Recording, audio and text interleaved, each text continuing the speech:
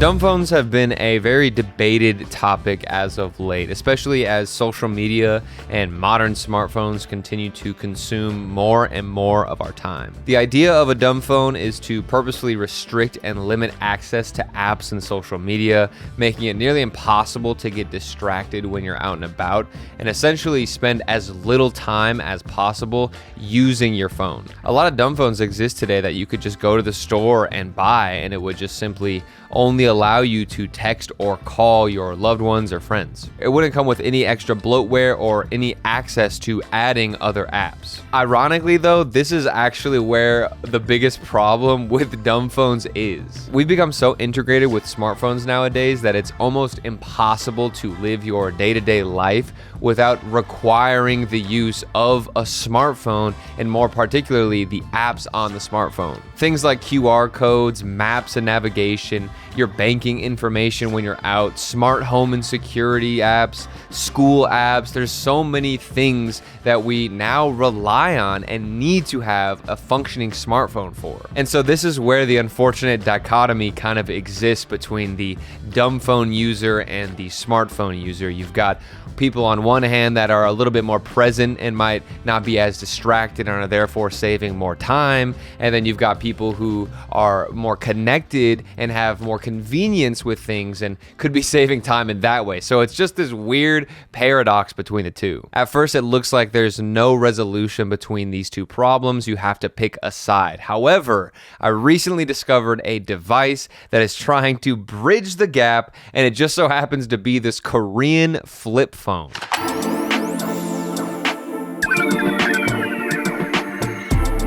So this is the Mive Folder. I bought this thing off of eBay, and it's originally from Korea, and it was released last year in 2024. As you can see, it's a modern flip phone, and it looks really awesome and sleek. The specs on this thing are pretty cool. It's got a 3.97-inch IPS touchscreen display, Bluetooth, and a 3.5mm audio jack, a 2100 milliamp hour battery, a 5-megapixel front-facing camera, 2 gigs of RAM, and then 32 gigs of storage with an expandable option up to 512 gigs. I purchased it from eBay for around $120, and I also bought it used. In terms of build quality, I think this is probably the most premium feeling flip phone I've ever held. It's got this glossy front that, while it's a fingerprint magnet, it does look quite nice as long as it's clean. It's got an all plastic body that's kind of trying to mimic a little bit of metal, so it feels very durable, and I actually do really like the plastic that they used on this device. It does also come with LED light indicators on the front that can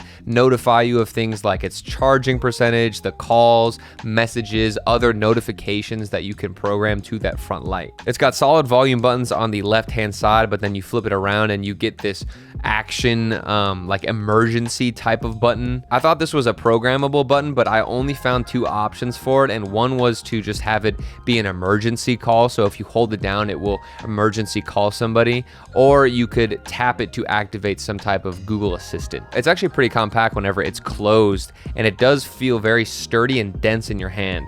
But then whenever you flip it open, you are going to be surprised at just how massive this thing actually is.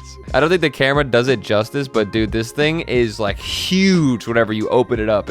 It's like borderline too big, but just small enough to where I don't feel too uncomfortable if I was to flip this open in public. Whenever I first saw this on camera, it didn't seem that big, but holding it in person is a completely different story. The buttons on the bottom here actually feel quite nice. They are a little bit on the clickier side, but I enjoy that, and there is still some bit of pressure that you need to apply before it clicks, and I think overall the buttons actually feel pretty satisfying to use.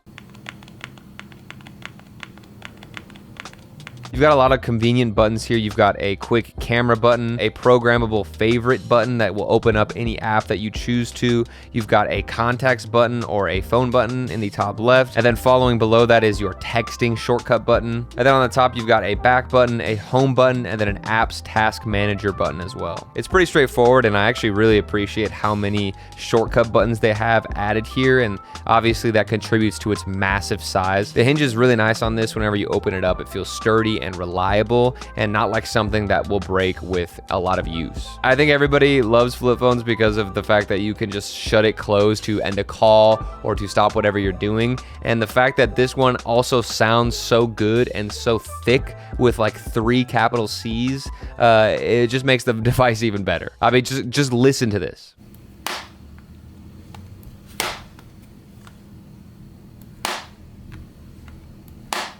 And lastly, the best part about this device that creates the bridge between dumb phones and smartphones is the fact that it's running Android 12. Now, it's not running the full Android version. I believe this is the Go version, so it's technically an Android software that was developed for a lower end and less powerful smartphone, but it's still Android nonetheless, and you do get access to all of the Google Play Store. Now, what this means is that you have a dumb phone form factor with all of the capabilities of a smartphone. So now on a flip phone, you can download things like Spotify, WhatsApp, your banking apps, Google Maps, anything that you find to be essential for your device or to have on you, you can have on this flip phone from Korea. And that's what creates the bridge, is that you've got this dumb phone form factor, but you can download and kind of customize the dumb phone the way that you want to. Now, a lot of people, when they see things like this, will think it's the dumbest thing in the world. Even when I told my wife about this new flip phone that I bought, she's like, why do you have this? Just use your iPhone.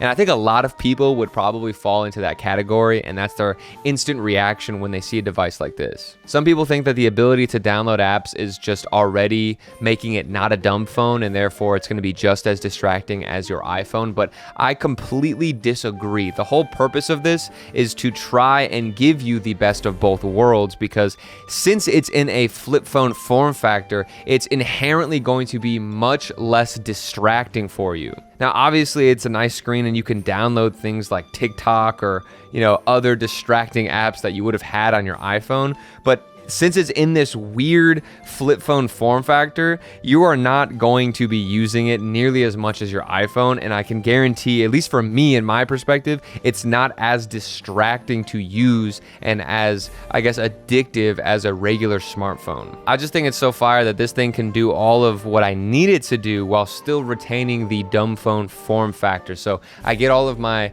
convenience out of the apps that I normally use, but I'm still a little bit more present and just more conscious of how I'm spending my time on my smartphone. The touchscreen on this device is actually pretty great, and it's really fun to navigate around, or if you go into your text messages, you can just use your finger to sort through things. You can also still use the dumb phone actual controls on the bottom and just use that to navigate through Android. So you've got options as to what you want to do and how you want to use this phone. I will admit though that Android Go is a bit slower than normal Android, and it doesn't run the smoothest on here. There are a couple of hiccups, or if you want to load higher end apps or something like that, it will take quite some time, and it's by no means a flawless experience on Android. And now if you compare it to the Nokia 2780, which is probably one of the most popular dumb phones when it comes to the flip phone category, both of these devices do different things. The Nokia 2780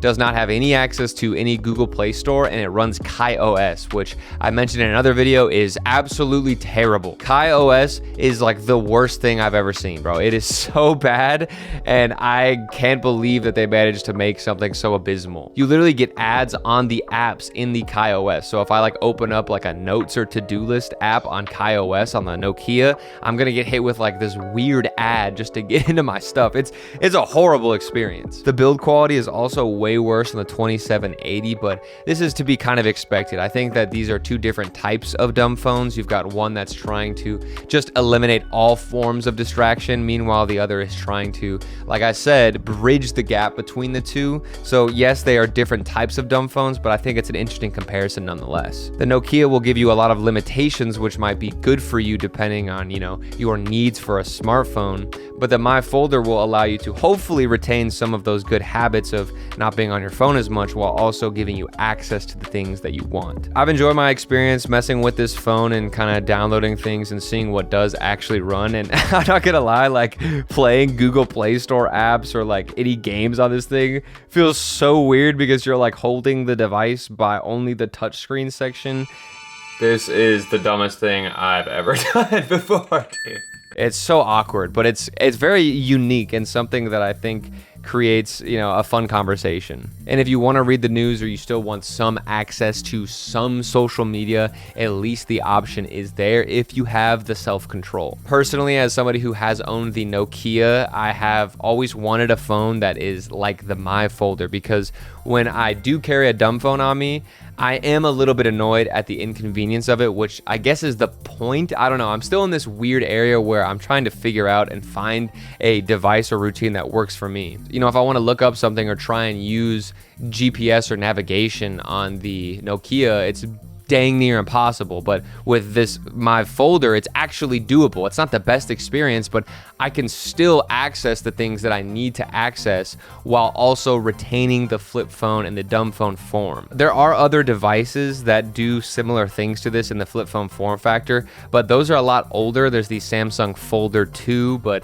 I've heard bad things about that battery life and also compatibility, alongside the 902KC, which is a phone from Japan, but I've also heard bad things about that battery life and the fact that it's a little bit dated. So you run into some issues the longer down this rabbit hole and the longer you research this form factor. I would definitely recommend this to a lot of people trying to get away from the addiction of their smartphone. However, I can no longer actually give a full recommendation because it runs into the same issue that a lot of these phones run into, and that comes with the carrier limitations. If you're into the dumb phone scene, you'll realize that it's really difficult to find a proper phone that works with your cellular carrier. Unfortunately, this thing, just like a lot of the phones that I listed, like the 902KC, even the Cat S22, the Samsung Galaxy Folder 2, a lot of these phones run into the problem of, you know, carrier limitations. So it depends on which cellular provider you actually have and whether or not the phone will be able to even get signal. Unfortunately, the Mive Folder, since I believe it's from Korea, it struggles to access a lot of the bands out here in the US, and I think it's still technically a 3G phone that can use LTE service as well. And I do have AT&T, so after doing research, I thought it would work with my carrier, but unfortunately it does not. This phone only works with the MVNOs of AT&T, which is just like carriers that use the AT&T network, but it's not AT&T itself.